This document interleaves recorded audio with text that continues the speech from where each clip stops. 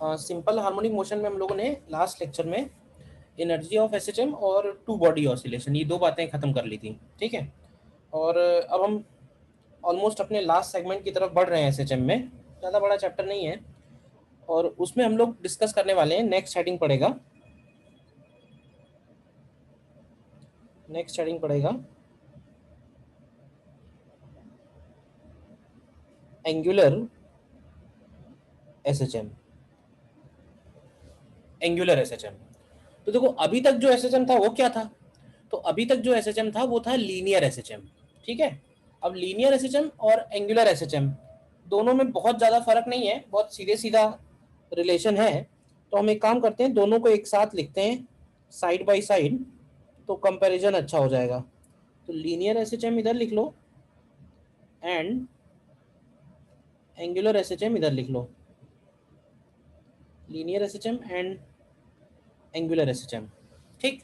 Linear SHM में हम लोग क्या करते हैं, लीनियर एसएचएम में हम पार्टिकल के ऊपर निकालते हैं रीस्टोरिंग फोर्स, और रीस्टोरिंग फोर्स जो है वो माइनस के एक्स के इक्वल आता है, जिसमें के को हम लोग क्या बोलते हैं, के को हम लोग बोलते हैं एसएचएम कांस्टेंट, या फिर इसको बोलते हैं हम लोग फोर्स कांस्टेंट। क्यों भाई, मालूम है ये बात। और टाइम पीरियड क्या होता है, तो टाइम पीरियड होता है 2 pi under root M by K, या फ्रीक्वेंसी ऑफ ऑसिलेशन क्या होती है, तो ओमेगा की वैल्यू होती है अंडर रूट ऑफ के बाई एम। ये भी क्लियर है। अच्छा, इक्वेशन ऑफ मोशन क्या लिखते हैं, तो इक्वेशन ऑफ मोशन बनता है X is equal to A sine omega T, general लिखेंगे तो ओमेगा टी प्लस फाइव। इसी तरह से वेलोसिटी क्या बनती है पार्टिकल की, तो वेलोसिटी पार्टिकल की होगी A omega cos omega t. अच्छा, वेलोसिटी और एक्स में रिलेशन क्या बनेगा, तो ये हो जाता है omega under root of A square minus x square, और एक्सीलरेशन एक्सीलरेशन हो जाएगा minus A omega square sine omega T, और एक्सीलरेशन को लिखते हैं हम लोग माइनस ओमेगा स्क्वायर एक्स। पहले यहां तक बताओ, क्लियर है क्या लीनियर एसएचएम।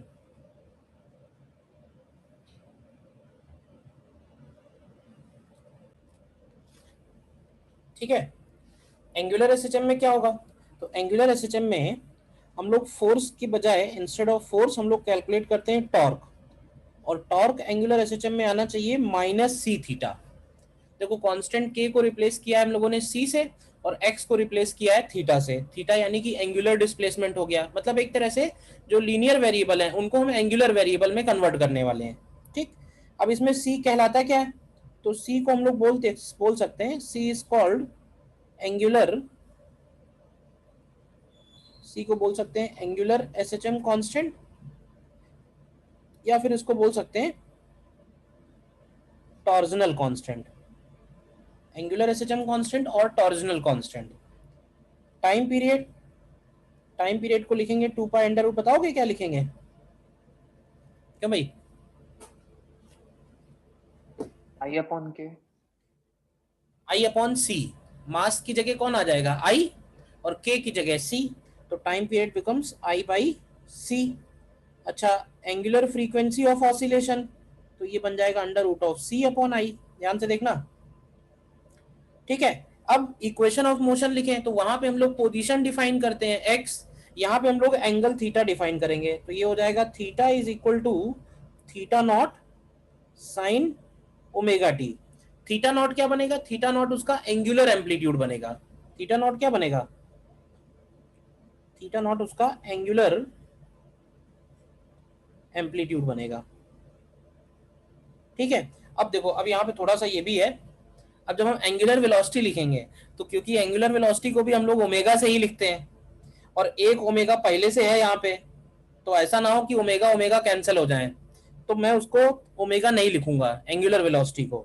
एंगुलर वेलोसिटी को हम लोग लिख सकते हैं D theta by D T, समझ गए, या फिर इसको लिख देते हैं थीटा डॉट, थीटा के ऊपर एक डॉट लगा देते हैं, तो this is equal to theta naught omega cos omega T.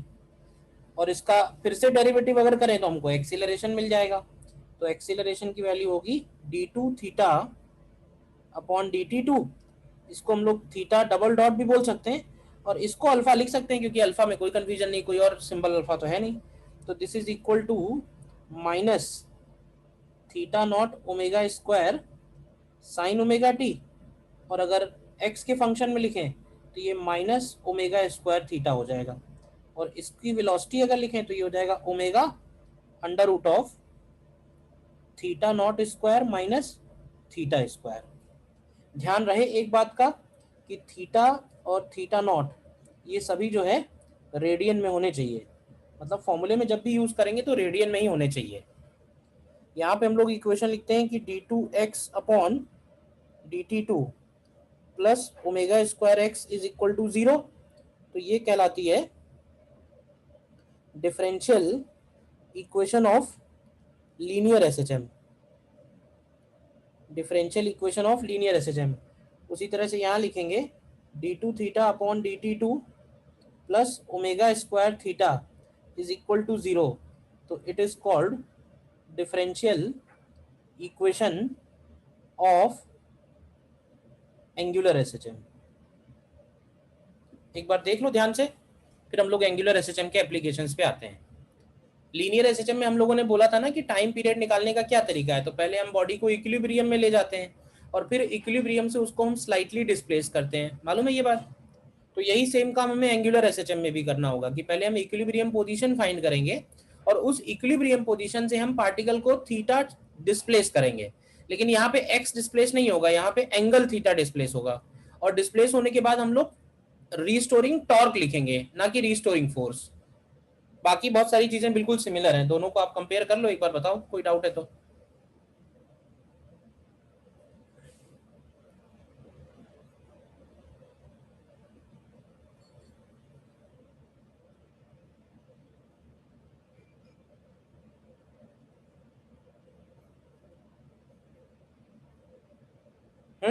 कोई डाउट नहीं, नोट कर लिया है? Yes sir. तो एंगुलर एसएचएम का हमारा जो फर्स्ट एप्लीकेशन है वो है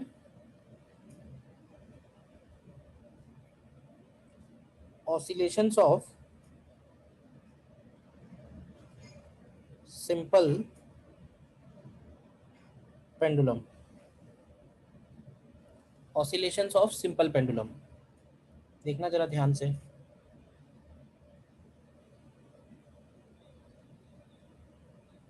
ठीक है। ये एल लेंथ का पेंडुलम है, ठीक है। ये बॉब ऑफ मास m हो गया, और ध्यान से देखना कि ये जो पोजीशन मैंने दिखाई है ये इसका स्टेबल इक्विलिब्रियम है। स्टेबल इक्विलिब्रियम हम लोग कैसे निकाल सकते हैं, ये कैसे पता करेंगे कि इक्विलिब्रियम स्टेबल है कि अनस्टेबल है, क्यों भाई? स्लाइटली डिस्प्लेस करेंगे, अगर वापस आ जाए वहां स्लाइटली पे। डिस्प्लेस करेंगे, और स्लाइटली डिस्प्लेस करने के बाद अगर वापस आ रहा है तो ये स्टेबल इक्विलिब्रियम होगा, ठीक है। तो हम यहाँ पे अगर इसको डिस्प्लेस करते हैं, ठीक है, यहाँ से सपोज थीटा एंगल पे एम मास, तो अब इसके ऊपर फोर्सेस कौन कौन से हैं तुम देखोगे ध्यान से, इसके ऊपर एम जी इधर लग रहा है और इसके ऊपर टी इधर लग रहा है, बोलिए। एम जी इधर है, टी इधर है, और ये वाली लाइन बना देते हैं जो इसकी एक तरह से रेडियल लाइन हो गई, देखो। तो ये बताओगे कि पॉइंट ओ के अबाउट रीस्टोरिंग टॉर्क अगर हम लोग निकालें तो कौन सा फोर्स है जो इसको टॉर्क देगा पॉइंट ओ के अबाउट? क्या टेंशन कोई टॉर्क देगा, ये बताओ। No sir. हाँ, क्या नो टेंशन सर। कोई टॉर्क देगा? No sir. टेंशन कोई भी टॉर्क नहीं देगा, एम जी कॉस थीटा भी कोई भी टॉर्क नहीं देगा। जो टॉर्क देने वाला फोर्स है वो है एम जी साइन थीटा। और तुम ध्यान से देखो, क्योंकि हमने इसको एंटी क्लॉकवाइज घुमाया है और ये क्लॉकवाइज टॉर्क दे रहा है, इसलिए टॉर्क और थीटा का डायरेक्शन भी अपोजिट है। तो टॉर्क रिस्टोरिंग बन जाएगा माइनस ऑफ, ध्यान से देखना, एम जी साइन थीटा और परपेंडिकुलर डिस्टेंस यानी एल, देखो। तो यहां से आएगा ये एम जी एल और इंटू साइन थीटा, अब यहाँ पे हम लोग कंडीशन ये लगाएंगे कि if theta is very small. तो ये बात ध्यान भी रखना कि सिंपल पेंडुलम का जो हम फॉर्मूला प्रूव करने वाले हैं वो फॉर्मूला हर एक कंडीशन में एप्लीकेबल नहीं है, वो तभी एप्लीकेबल है जब थीटा स्मॉल है। और थीटा अगर स्मॉल है तो टॉर्क रिस्टोरिंग की वैल्यू आएगी minus of mgl into theta. तो देखो यहाँ से ये क्या, ये directly proportional to minus theta आ रहा है, तो ये हो जाएगा टॉर्जनल कांस्टेंट c। ठीक है, और इस पेंडुलम का मोमेंट ऑफ इनर्शिया क्या होगा, ओ पॉइंट के अबाउट, तो मोमेंट ऑफ इनर्शिया होगा ml स्क्वायर। तो टाइम पीरियड आ जाएगा 2 pi under root I by C, तो ये हो जाएगा 2 pi under root of ml square upon mgl। तो यहाँ से तुमको मिल जाएगा 2 pi under root of l upon G, 2 pi under root l upon G.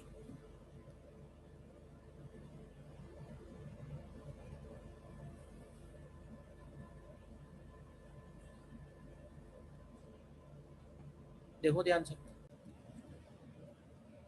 देखो अब इसमें एक बात खास बात है, स्प्रिंग मास सिस्टम में क्या था कि जो टाइम पीरियड था वो इस बात पे डिपेंड नहीं कर रहा था कि हम उसको वर्टिकल में रख रहे हैं, हॉरिजॉन्टल में रख रहे हैं, इंक्लाइन पे रख रहे हैं, लिफ्ट में रख रहे हैं, मून पे ले जा रहे हैं, स्पेस में ले जा रहे हैं, हर जगह टाइम पीरियड सेम था।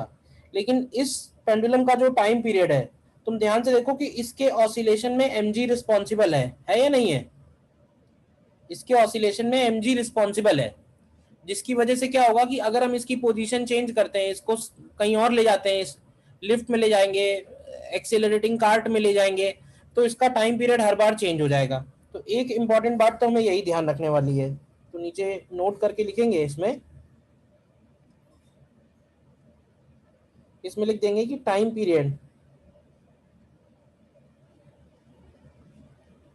पीरियड ऑफ पेंडुलम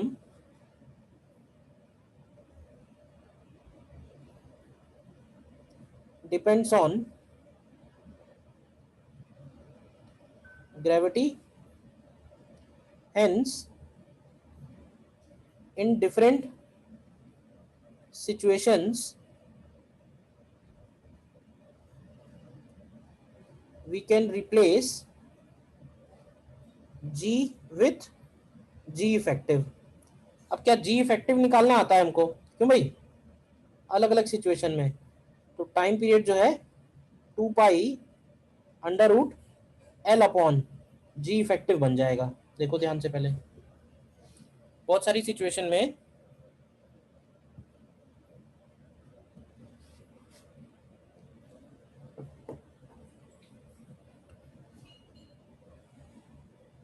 सीधा सीधा हम लोग रिप्लेसमेंट कर सकते हैं। कैसे, जैसे फॉर एग्जांपल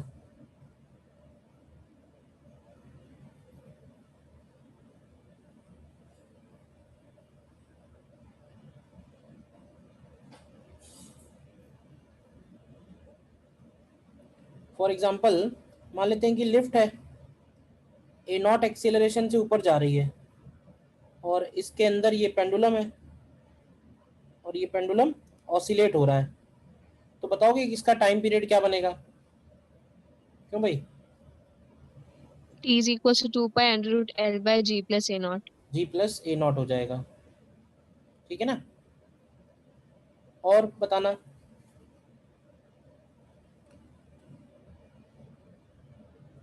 मान लेते हैं कि अगर कोई कार्ट हॉरिजॉन्टली एक्सीलरेट हो रही है,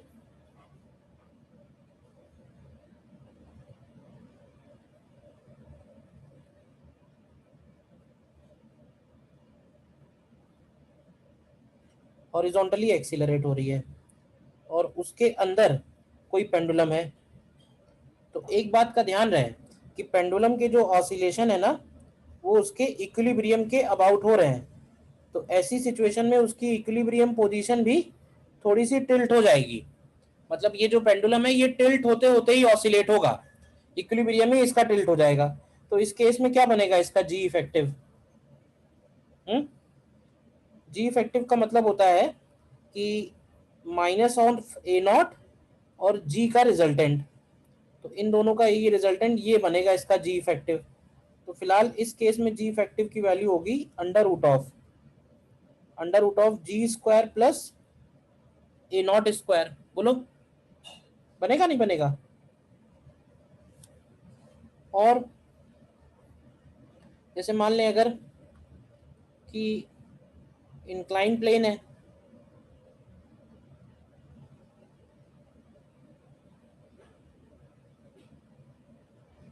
इस तरह से थीटा ये अल्फा एंगल का स्मूथ इंक्लाइन प्लेन है, और इस स्मूथ इंक्लाइन प्लेन के ऊपर एक पेंडुलम रखा हुआ है और इस स्मूथ इंक्लाइन पे ऑसिलेट हो रहा है, तो टाइम पीरियड कितना बनेगा? क्यों भाई? स्मूथ इंक्लाइन के ऊपर पेंडुलम ऑसिलेट हो रहा है तो टाइम पीरियड क्या बनेगा? तो 2 इस pi under root L by G sine theta. Time period बनेगा 2 pi under root L upon G sine theta बनेगा। देख लो, तो ऐसे बहुत सारे क्वेश्चंस मिलेंगे तुमको। सर ये सेकंड केस तब ना जब ए नॉट जी tan थीटा से कम हो। नहीं, ऐसा कुछ जरूरी नहीं है, कोई भी ए नॉट हो सेकंड केस में। सर अगर जी tan थीटा हो जाए तो ये ऑसिलेट करेगा ही नहीं ना, वही इक्विलिब्रियम पे आ जाएगा। नहीं नहीं, तुम कुछ गलत दिमाग में सोच रहे हो, पहले सही से सोचो फिर बताओ। इससे क्या मतलब है ए नॉट कुछ भी हो?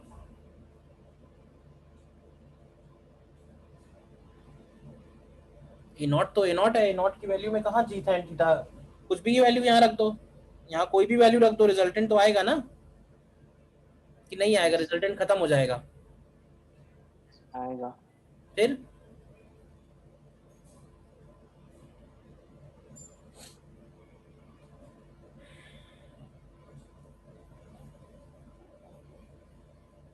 और जैसे देखना, सर हाँ बोलिए ये डाउट है कि जैसे कार्ड वाला कैसे नहीं है सर। बेटा, आवाज नहीं क्लियर आ रही है आपकी। सर आप ये जो सेकंड वाला जो एग्जांपल है सर, हाँ, इसमें मैं ये पूछा था जैसे ए नॉट की वजह से एक फोर्स आया ना सर, है ना? ये ए नॉट ए कैसे नॉट बनाया है? नहीं सर, ए नॉट की वजह से एक फोर्स आएगा, वो फोर्स जो है वो ग्रेविटी के परपेंडिकुलर होगा सर। हाँ तो वो ग्रेविटी से कैसे इफेक्ट डालेगा, क्योंकि परपेंडिकुलर है ना, परपेंडिकुलर फोर्स इफेक्ट नहीं डाल सकती है। हाँ, ग्रेविटी पे कोई इफेक्ट नहीं डाल रहा है वो, बट पेंडुलम जो सीधा सीधा लटका होना चाहिए था, इसके ऊपर इफेक्ट डालेगा कि नहीं डालेगा ये बताओ। हाँ हाँ हाँ डाले। तो इस पे जब इफेक्ट डालेगा तो इस पेंडुलम का क्या होगा? ये पेंडुलम ऐसा हो जाएगा। लेकिन मुझे इसमें जी फैक्टर में कंफ्यूजन हो रही है कि चेंज होगा भी कि नहीं होगा। एक तो तुम्हारी आवाज भी क्लियर नहीं आ रही है, आधी आवाज समझ में आ रही है। बेटा पेंडुलम अगर हम छोड़ देंगे इसको ऐसे ही, तो ये पेंडुलम ऐसा टिल्ट होके इक्विलिब्रियम में आएगा या नहीं आएगा? बस यस और नो का जवाब दो। यस सर आ जाएगा। तो अगर ये टिल्ट हो गया ना, तो इसका जो टेंशन होगा वो किसके बराबर होगा? तो इसका टेंशन जिस फोर्स के बराबर होगा ना, उसी को हम लोग mg इफेक्टिव बोलते हैं। और जब ऑसिलेट होगा, तो जब हम इसके ऊपर टॉर्क निकालेंगे, तो टॉर्क निकालने में भी जी इफेक्टिव का ही कंपोनेंट आएगा, इसलिए जी की जगह जी इफेक्टिव आ जाता है। जी इफेक्टिव का कॉन्सेप्ट हम लोग इसीलिए यूज करते हैं जिससे थोड़ा आसान रहे चीजों को विजुअलाइज करना, बस। बाकी ऐसा ही हाइपोथेटिकल कॉन्सेप्ट है जी इफेक्टिव का, और क्या। सर सर टॉर्क तो सर हम लोग रेडियल लाइंस के अलोंग निकालेंगे नहीं सर, वो जो परपेंडिकुलर लाइन होगी उस पे निकालेंगे। तो सर हाँ, तो सर जी का सर कंपोनेंट लेंगे राइट साइड में सर, और सर ए नॉट का लेंगे कंपोनेंट ऊपर की तरफ। देखो बेटा, सर हवा में बात मत करो, पहले तुम बनाओ एफबीडी, तुमको लगे कि तुम जो बोल रहे हो सही है तब हमसे बहस करो। तुम लोग हवा में डिस्कशन करते हो और सोच नहीं पाते हो उतना strongly.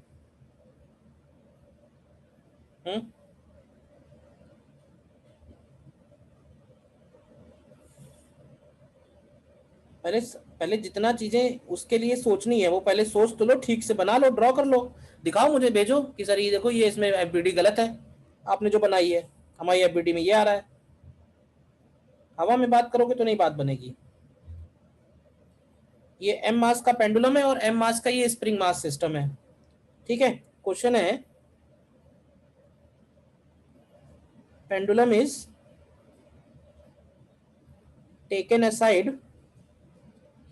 and released if collisions are perfectly elastic, then what is period of oscillation? बताओ क्या होगा? What is period of oscillations? एकदम सिंपल क्वेश्चन है.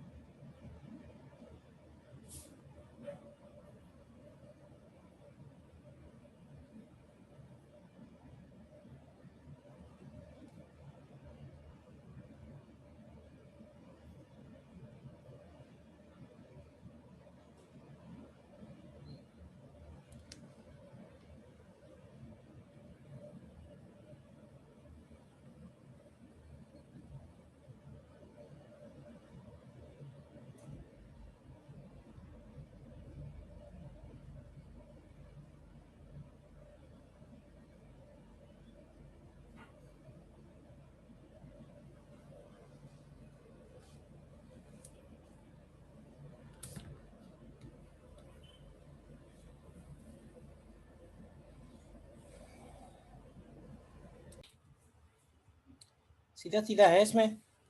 इसमें क्या होगा?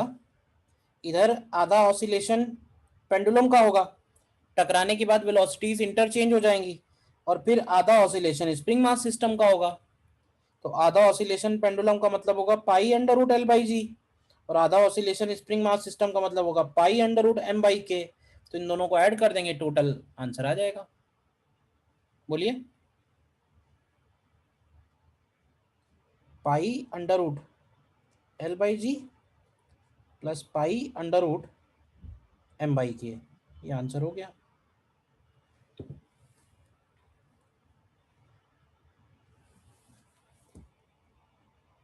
बोलिए. इसी तरह इधर क्या होगा? इधर भी जब ये पेंडुलम यहां तक आएगा, यहां से लेके यहां तक देखोगे अगर, तो इसका जो ऑसिलेशन है वो एल लेंथ के अकॉर्डिंग होगा. लेकिन इस पॉइंट के बाद अगर तुम देखोगे तो इस पॉइंट के बाद इसका ऑसिलेशन जो है वो एल बाई 4 लेंथ के अकॉर्डिंग होगा, क्योंकि उसमें 3L/4 लेंथ जो है वो ब्लॉक हो जा रही है.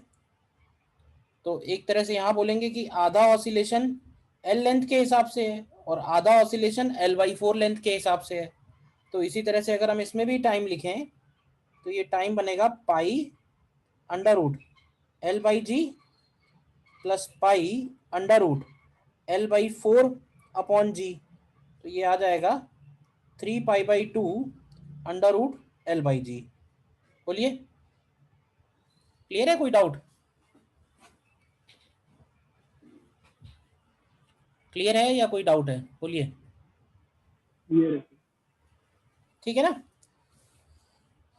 सिंपल पेंडुलम की तरह ही अगला पेंडुलम है. नेक्स्ट हेडिंग पड़ेगा oscillations of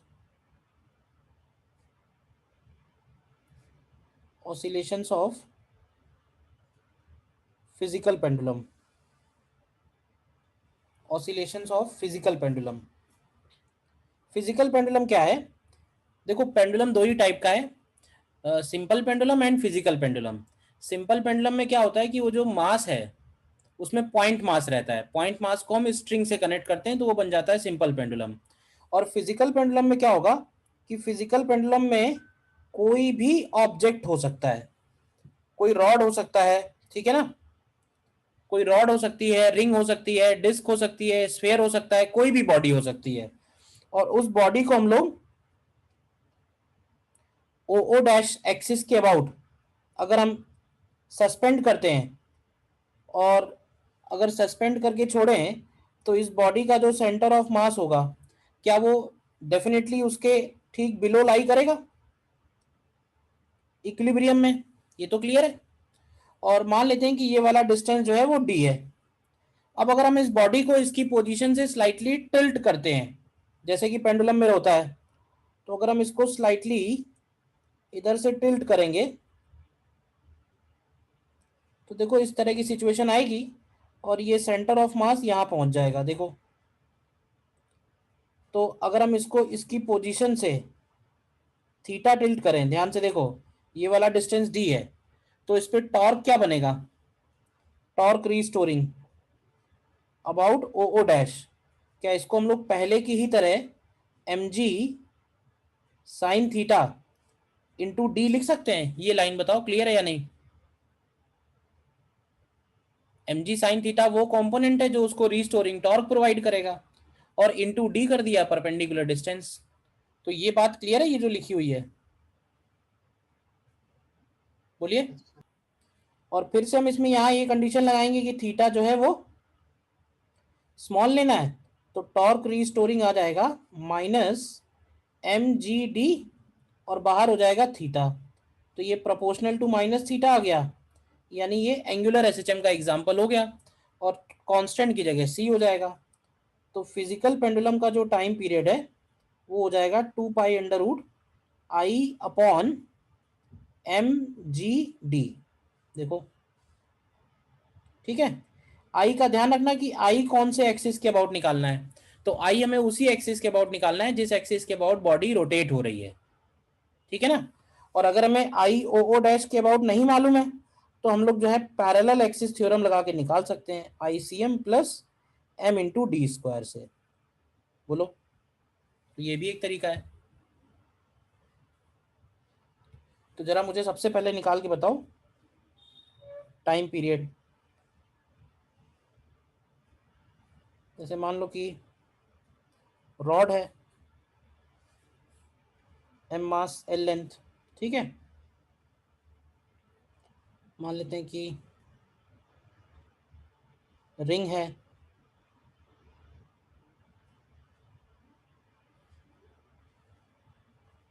M mass R radius, ring है। अच्छा, रिंग में एक बात और होगी कि रिंग में कौन सी एक्सिस के अबाउट हम रोटेशन देख रहे हैं।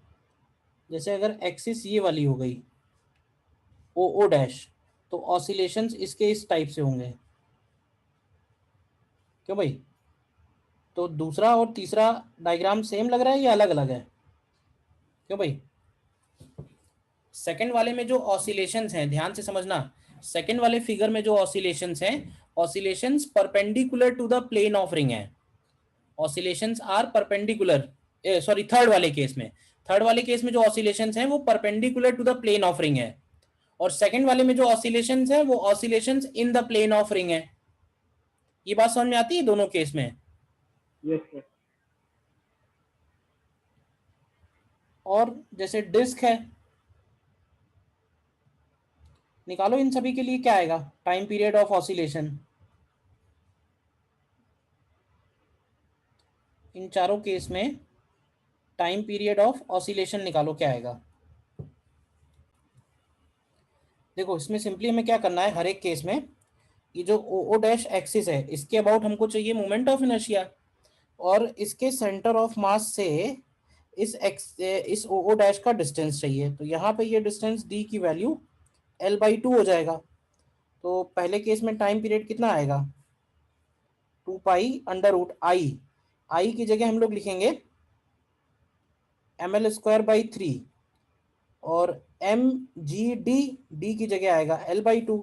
तो तुम देखो यहाँ से ये 2 पाई अंडर रूट क्या 2L अपॉन 3G आ रहा है पहले केस में। Yes. इसी तरह अगला बताओ, फिर निकाल लिए हैं सारे। तो ये वाला रिंग का क्या आया 2 pi under root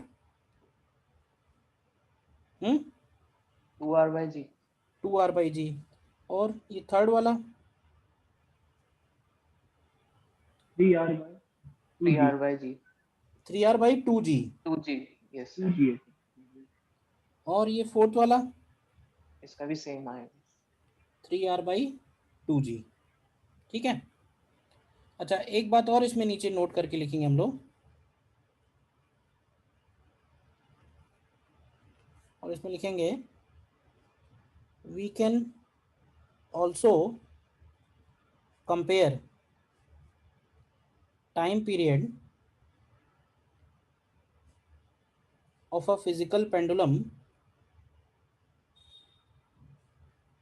time period of a physical pendulum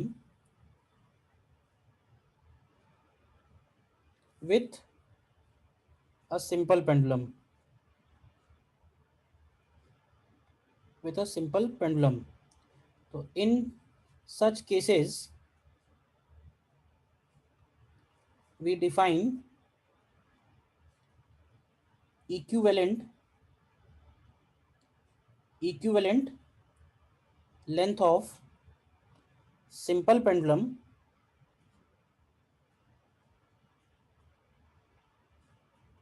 which will have identical period। मतलब हम लोग क्या करेंगे कि फिजिकल पेंडुलम का जो टाइम पीरियड निकल के आया है उसको हम सिंपल पेंडुलम के टाइम पीरियड से कंपेयर करेंगे, और कंपेयर करने के बाद जो हमको लेंथ मिलेगा उस लेंथ को हम लोग बोल रहे हैं लेंथ ऑफ इक्विवेलेंट पेंडुलम। ठीक है ना। तो कई बार टाइम पीरियड नहीं पूछता है क्वेश्चन में पूछ लेता है कि what is length of equivalent pendulum. तो जैसे बताओ कि ऊपर जो रॉड वाला केस था इसमें लेंथ ऑफ इक्विवेलेंट पेंडुलम क्या लिखोगे? रॉड वाले केस में 2L/3 हो जाएगा। इसी तरह से ये वाला रिंग वाला जो केस है इसमें 2R हो जाएगा, इसमें लिखेंगे तो 3R/2 हो जाएगा। तो ये जो वैल्यूज लिखी हुई हैं ये बेसिकली L इक्विवेलेंट की वैल्यूज हो जाएंगी। बताइए इसमें कोई डाउट है तो। सर ये मतलब पॉइंट मास के लिए हो जाएगा। हाँ मतलब उसको हम कंपेयर कर रहे हैं, जैसे हम लोग कई बार रेडियस ऑफ गायरेशन में कर देते हैं। यस ठीक है ना। अच्छा इसमें एक और खास बात है, इसको थोड़ा सा आगे सॉल्व करते हैं हम लोग। इसको लिखते हैं IOO dash upon MGD is equal to L equivalent upon G। ठीक है। तो I अबाउट OO डैश को क्या हम लोग ICM प्लस MD स्क्वायर लिख सकते हैं upon MGD is equal to L equivalent upon G। देखो ध्यान से। और ICM को भी अगर हम चाहें तो M इंटू के स्क्वायर लिख सकते हैं, जहां के उसका रेडियस ऑफ गायरेशन हो जाएगा। बताओ। तो यहां से ये G कैंसिल हो जाएगा, M कैंसिल हो जाएगा, तो यहां से L इक्विवेलेंट का वैल्यू निकल के आएगा। देखना ध्यान से, के square upon D plus D। ठीक है ना। जहां के क्या है तो के बनेगा यहां पे radius of gyration about an axis passing through center of mass, about an axis passing through center of mass। देखो ध्यान से।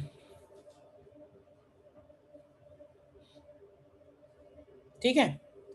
इसमें एक बात और ध्यान रखेंगे कि अगर हम if we replace D with K square upon D then L equivalent dash जो आएगा, अभी बताओ कि D की जगह अगर हम K स्क्वायर अपॉन D रख दें तो क्या ये फिर से हमको सेम वैल्यू मिल जा रही है? बोलो।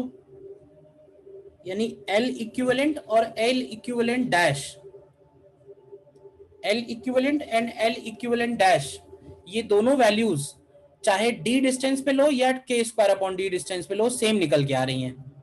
अब इसका देखना, इसका एक बहुत प्रैक्टिकल एप्लीकेशन है और बहुत इंपॉर्टेंट पॉइंट है जो अच्छे क्वेश्चंस में पूछा जा सकता है।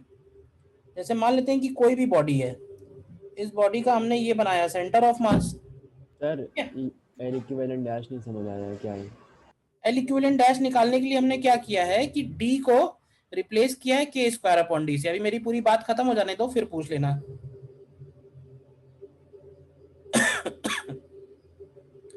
मतलब ये है मेरा बोलने का कि जैसे अगर हम सेंटर ऑफ मास से, बॉडी के सेंटर ऑफ मास से अगर हम d डिस्टेंस पे जाते हैं,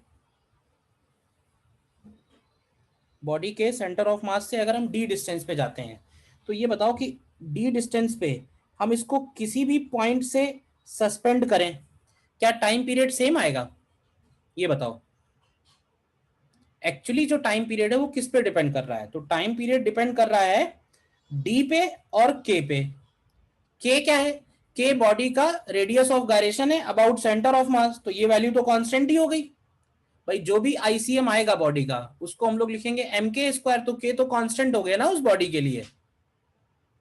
तो हम सेंटर ऑफ मास से अगर d डिस्टेंस पे जाते हैं तो d डिस्टेंस पे हम इन सारे पॉइंट्स में से किसी भी पॉइंट से इस बॉडी को अगर सस्पेंड करेंगे और ऑसिलेट कराएंगे तो टाइम पीरियड हमको सेम मिलेगा। तो एक तरह से ये एक सर्कल बन जाएगा जिसके किसी भी पॉइंट के अबाउट टाइम पीरियड सेम आएगा। तो मैं ये कह रहा हूं कि ऐसा एक नहीं, ऐसे दो सर्कल होंगे। इनफैक्ट एक सर्कल होगा जिसका रेडियस d होगा और एक सर्कल होगा जिसका radius k square upon d होगा, क्योंकि d रेडियस पे भी ऐसा हो रहा है और k स्क्वायर अपॉन d पे भी ऐसा हो रहा है। मतलब सेंटर ऑफ मास से d डिस्टेंस पे हो या सेंटर ऑफ मास से k स्क्वायर अपॉन d पे हो। और k स्क्वायर अपॉन d और d पे सेम कैसे है? तो तुम अगर d को रिप्लेस कर रहे हो k स्क्वायर अपॉन d से तो L इक्विवेलेंट सेम मिल रहा है ना।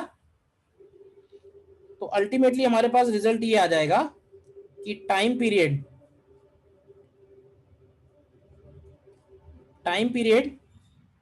will be same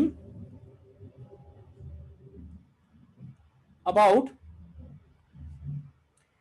any point on these two circles, about any point on these two circles। मतलब इन दोनों सर्कल्स पे कोई भी हम दो पॉइंट ले लें, उनके अबाउट टाइम पीरियड हमको सेम मिलने वाला है। अब पूछो क्या पूछ रहे हो बताओ। तो यही बात मैंने यहाँ पे दिखाई है कि d को रिप्लेस कर रहे हैं अगर k स्क्वायर अपॉन d से, तो हमको फिर से वही मिल जा रहा है d plus k square upon d which is value of L equivalent. मतलब कि टाइम पीरियड सेम है चाहे d पे देखो या k स्क्वायर अपॉन d पे देखो। ये है मतलब। बताइए।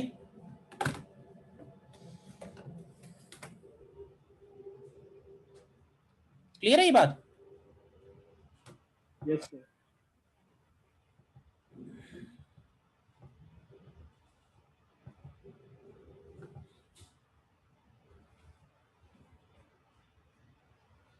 एक क्वेश्चन इसमें करके देख लो।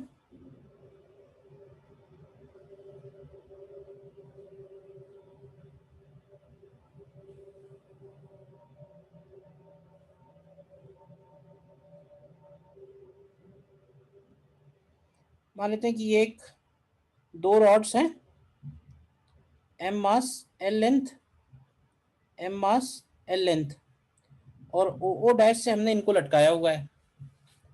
तो सबसे पहले तो हमें निकालना है फाइंड ए पार्ट में time period of small oscillations, time period of small oscillations about O dash, और बी पॉइंट में निकालना है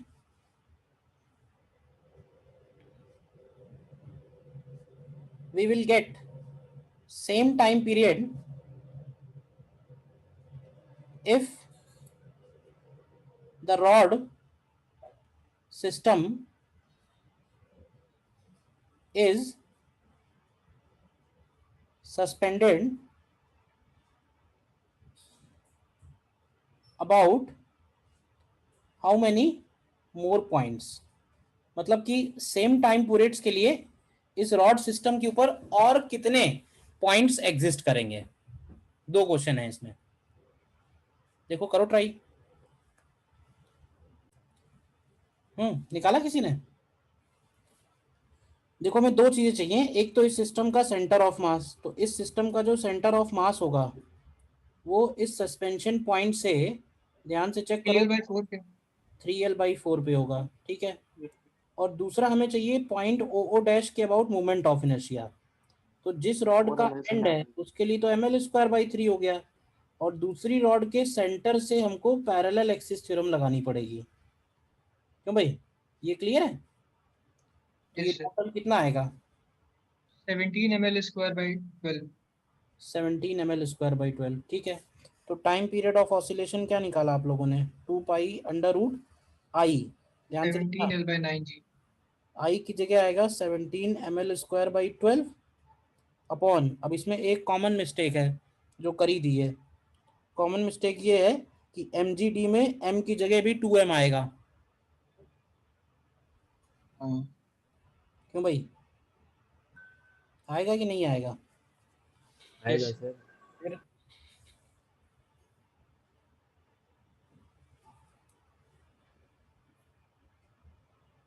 तो ये कितना बनेगा? 2π√17L/18 जी,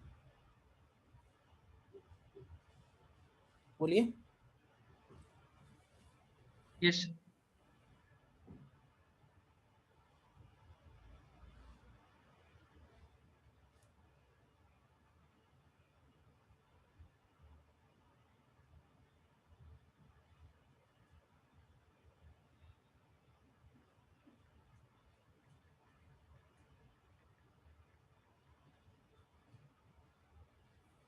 ठीक है, अब इसके बाद क्या करो, आईसीएम जब हम लोगों ने निकाला, आईसीएम कितना निकाला? 17 ml²/12, इसको इक्वल हम लोग करते हैं mk² से, ध्यान से देखना। तो mk² में 2mk² लिखेंगे हम लोग यहाँ पे, तो यहाँ से k² की वैल्यू क्या आती है? k² की वैल्यू आएगी 17L²/24, बोलो। और d कितना है? तो d की वैल्यू है 3L/4। तो एक्चुअली क्या होगा कि इसके ऊपर हम दो सर्कल बना पाएंगे, एक सर्कल 3L/4 का सेंटर ऑफ मास से, और एक सर्कल k²/d का। तो k²/d वैल्यू कितनी आएगी?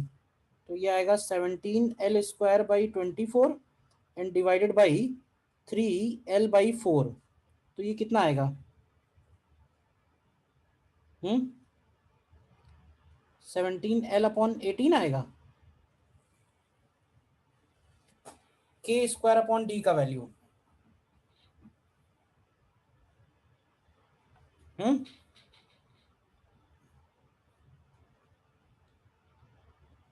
Yes sir.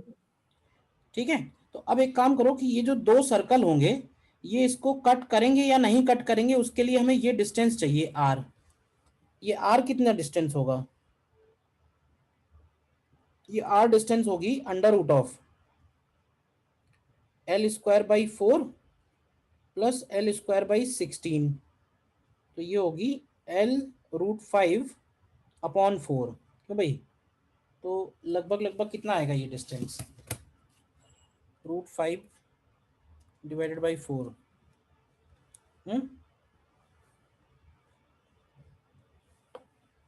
तो ये 0.55L के आसपास आता है। तो ये वैल्यू तो छोटा ही है, इसका मतलब दोनों सर्कल बाहर से निकल जा रहे हैं इसमें। हाँ, इसमें दोनों ही सर्कल बाहर से निकल रहे हैं, इस रॉड को कहीं और से काट नहीं रहे हैं, कट नहीं कर रहे हैं। बस ये देख लो कि k²/d हम लोगों ने सही निकाला है, इसमें तो कोई गड़बड़ नहीं हुई है।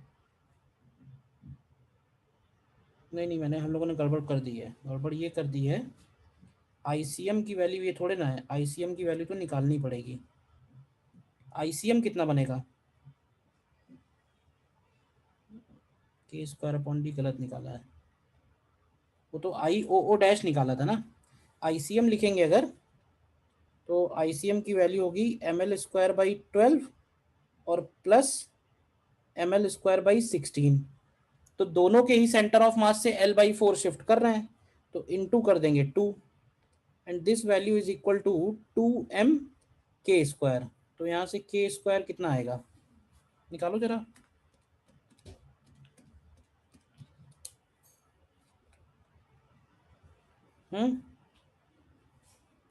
तो k² की वैल्यू 7l²/48 आती है, ठीक है।